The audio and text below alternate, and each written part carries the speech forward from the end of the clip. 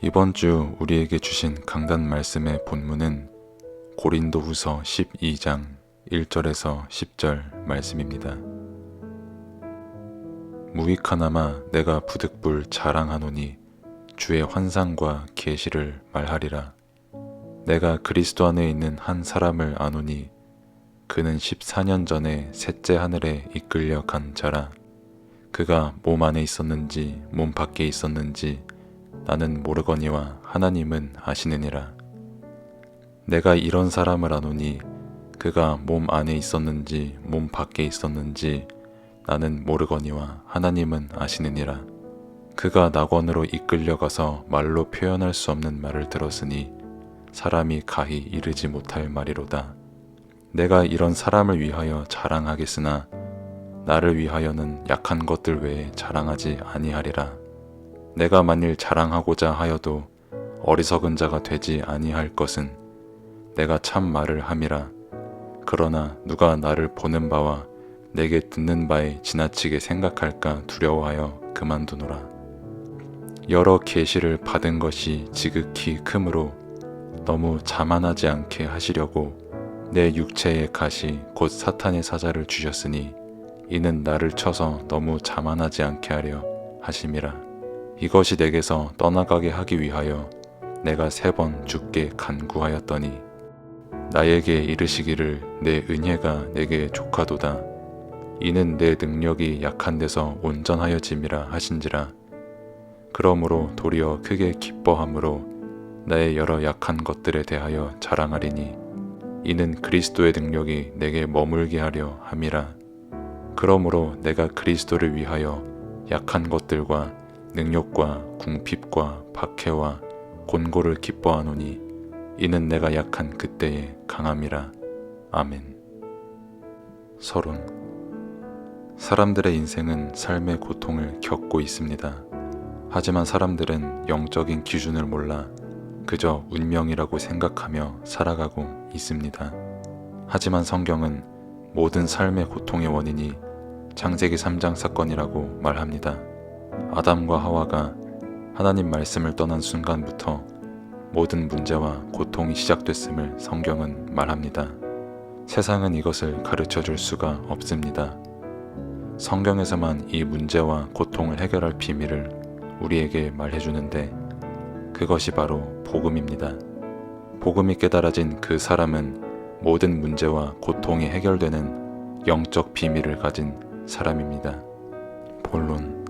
하나님이 찾으시는 한 사람이 있습니다. 그 한 사람은 바로 오직 복음을 가진 사람이 그 한 사람입니다. 현장은 흑암이 가득한 흑암 현장입니다.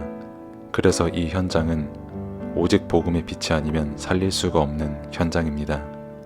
하나님께서는 오직 복음 가진 그 한 사람을 통해 캄캄한 이 현장의 빛을 비추게 하시는 것이고 이것을 위해 우리에게 복음을 주셨습니다. 이 복음을 가진 자가 모인 곳이 교회이고 이 교회를 통해서 하나님께서는 흑암 현장에 빛을 비추시기를 원하십니다. 그래서 교회는 현장 살리는 하나님의 절대 계획이 있는 곳이 바로 교회입니다. 사단이 가장 미워하는 것이 현장에 빛을 비추는 교회입니다. 그래서 거짓 사도들을 통해 거짓 자랑을 하게끔 사단이 역사했지만 바울은 그것을 넘어선 자랑거리를 체험한 사도였습니다. 거짓 사도들은 자신들이 한 신비 체험을 가지고 자기 자랑을 했지만 바울은 그렇지 않았습니다. 바울은 자신이 신비를 체험했을 때를 전달할 때 3인칭을 사용하며 그리스도 안에 있는 사람은 누구든지 할 수 있는 체험임을 강조했습니다. 그래서 하나님께 찬양과 영광을 돌려야 함을 말했습니다. 그래서 바울은 나를 위해서는 약한 것들 외에 자랑하지 아니하겠다고 했는데, 이는 그것으로 인해 도리어 그리스도가 강해지기 때문이라고 겸손하게 고백한 것입니다. 바울은 육체에 가시가 있었습니다. 거짓 사도들은 이것을 가지고 공격했지만 바울은 그 가시가 하나님께서 너무 자만하지 않게 하시려고 허락하신 가시임을 고백했습니다.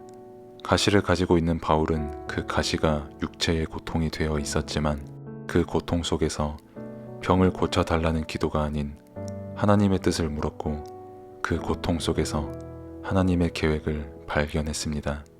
하나님의 뜻을 3번 간구한 바울이 하나님께 받은 응답은 바로 하나님의 은혜가 내게 족하다는 것이었습니다. 그리고 바울은 자신의 약함을 자랑했습니다. 그 약함으로 말미암아 그리스도가 항상 머무르는 은혜가 있어야 함을 알게 되기 때문에 그는 자신의 약함을 자랑했고, 고난과 핍박, 사람들에게 인정받고 싶은 모든 것이 그리스도가 강해지는 은혜의 때라고 바울은 고백했습니다. 결론, 우리는 육체의 가시로 속지 말아야 합니다. 도리어 그 육체의 가시를 통해 그리스도가 필요한 것을 고백해야 합니다. 그 그리스도가 모든 고통, 모든 인생, 모든 문제의 답이기에 문제 속에서 그리스도를 고백한다면 증인이 되는 것입니다. 하지만 이것이 쉽지 않기에 항상 말씀을 들으며 오직 그리스도의 각인, 뿌리, 체질화가 되어야 한다고 했습니다. 그래서 이 말씀이 각인, 뿌리, 체질이 되어 나에게 있는 가시들이 하나님의 은혜임을 깨닫게 되는 것입니다. 기도. 하나님 아버지, 감사합니다. 운명과 팔자에 묶여 고통 속에 살아갈 수밖에 없는 현장에서 복음을 알고 누리며 현장에서 승리하게 하심에 참으로 감사를 드립니다. 흑암이 가득해 죽어가는 현장을 살릴 그 한 사람으로 나를 부르셨음을 항상 기억하게 하옵소서.